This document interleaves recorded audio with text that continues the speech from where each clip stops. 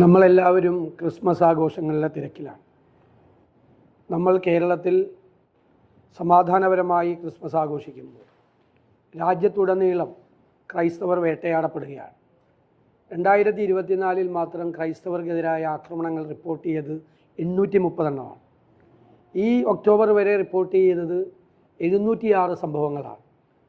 ഇപ്പോൾ ക്രിസ്മസ് ആരാധനകൾ പോലും വ്യാപകമായി പല സംസ്ഥാനങ്ങളിൽ UP, മധ്യപ്രദേശ്, ഛത്തീസ്ഗഡ്, ഗുജറാത്ത് തുടങ്ങിയ സംസ്ഥാനങ്ങളിൽ തടസ്സപ്പെടുത്തുകയാണ്.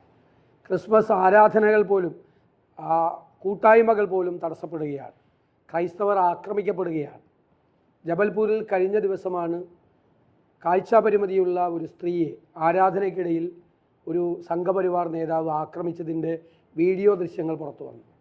ഛത്തീസ്ഗഡിൽ ഒരു ശവസംസ്കാരത്തിന് ആളുകളെ അനുവദിക്കാതെ ദൂരെയുള്ള സ്ഥലത്ത് കൊണ്ടുപോയി സംസ്കരിക്കേണ്ടി വന്നു. അതിനെ തുടർന്ന് നടന്ന അക്രമങ്ങളിൽ വ്യാപകമായി നിരവധി ക്രൈസ്തവ ദേവാലയങ്ങൾ കത്തിച്ചു. ഇപ്പോൾ ഡിസംബർ 25 അവധി കൂടി UP സർക്കാർ പിൻവലിച്ചിരിക്കുകയാണ്. സ്കൂളുകൾക്കുള്ള അവധി കൂടി പിൻവലിച്ചിരിക്കുകയാണ്. ഇന്ന് 24 ക്രിസ്മസ് തലേന്ന് ഛത്തീസ്ഗഡിൽ ബന്ദ് പ്രഖ്യാപിച്ചിരിക്കുകയാണ്.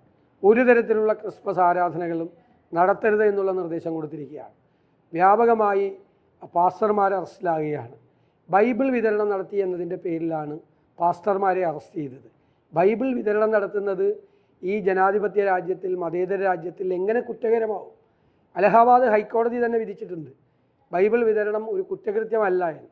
മതപരിവർത്തന നിരോധന നിയമത്തിൻ്റെ പശ്ചാത്തലത്തിൽ ഈ എല്ലാ കേസുകളും കൊടുക്കുകയാണ്. ബൈബിൾ വിതരണം ചെയ്തതിൻ്റെ പേരിൽ കേസ്, ആരാധന നടത്തുന്നതിൻ്റെ പേരിൽ കേസ്, കൂട്ടായ്മകൾ നടത്തുന്നതിനെതിരായിട്ടുള്ള കേസ്, ക്രിസ്മസ് ആഘോഷങ്ങൾ നടത്തുമ്പോൾ വ്യാപകമായി ആക്രമണം അഴിച്ചുവിടുന്നു, സ്ത്രീകളും കുട്ടികളും ആക്രമിക്കപ്പെടുന്നു, വൈദികരും കന്യാസ്ത്രീകളും ആക്രമിക്കപ്പെടുന്നു രാജ്യത്തുടനീളം.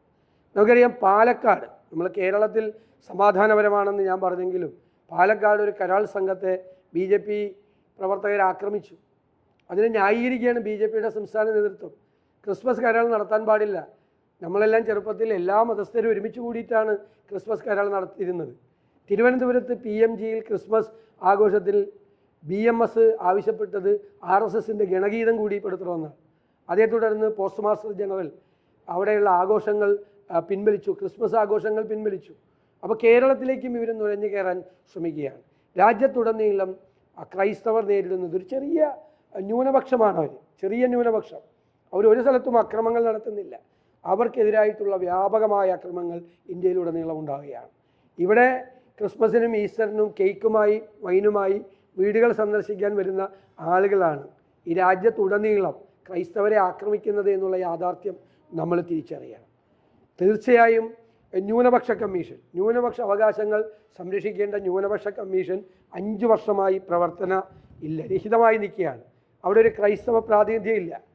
ന്യൂനപക്ഷ വിദ്യാഭ്യാസ കമ്മീഷൻ പ്രവർത്തനരഹിതമാണ്. ഇതെല്ലാമാണ് രാജ്യത്തെ സ്ഥിതി. ഒരു മതേതര രാജ്യത്ത് എല്ലാ വിഭാഗം ജനങ്ങളെ സംരക്ഷിക്കേണ്ടവർ ആരാധനകൾ പോലും നടത്താൻ പറ്റാതെ, ക്രൈസ്തവരുടെ ഏറ്റവും വലിയ ആഘോഷം ക്രിസ്മസാണ്, അത് ആഘോഷിക്കാൻ പാടില്ല.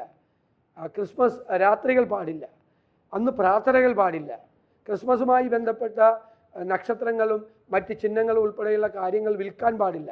അത് വിൽക്കുന്ന കടകൾ ആക്രമിക്കപ്പെടുന്നു. രാജ്യത്തുടനീളം ഇതാണ് നടക്കുന്നത്. അതുകൊണ്ട് ഒരു മതേതര രാജ്യമായ നമ്മുടെ നാട്ടിൽ ഇത്തരം സംഭവങ്ങൾക്കെതിരായിട്ടുള്ള അതിശക്തമായ പ്രതിഷേധവും ചെറുത്തുനിൽപ്പും ഉയർത്തുവരണം. നമ്മൾ ക്രിസ്മസ് ആഘോഷിക്കുമ്പോൾ തന്നെ രാജ്യത്തുടനീളം ക്രിസ്മസ് ആഘോഷിക്കാൻ കഴിയാത്ത ക്രൈസ്തവ സഹോദരന്മാരുടെ കൂടെ നമ്മുടെ മനസ്സും നമ്മുടെ പിന്തുണയും എല്ലാം ഉണ്ടാകണം എന്ന് ഞാൻ വിനയപൂർവ്വം അഭ്യർത്ഥിക്കുന്നു. നിങ്ങൾ ഈ സംഘപരിവാറുകാർ ഈ മതന്യൂനപക്ഷങ്ങളെ ആക്രമിക്കുന്നത് അവസാനിപ്പിച്ച് നിങ്ങൾ ആയുധം താഴെ വയ്ക്കണം എന്ന് ഞങ്ങൾ വിനയപൂർവ്വം അഭ്യർത്ഥിക്കുന്നു.